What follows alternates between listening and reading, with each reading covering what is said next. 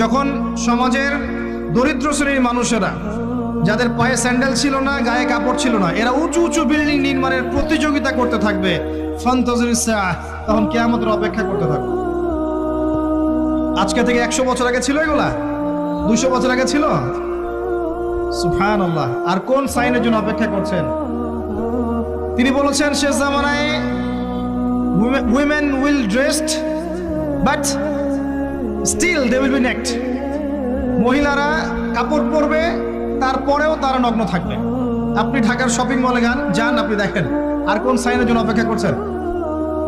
শুধু ঢাকা কেন, গ্রামগঞ্জে ছড়িয়ে পড়েছে এগুলো, এখন গ্রামেও ছড়িয়ে পড়েছে।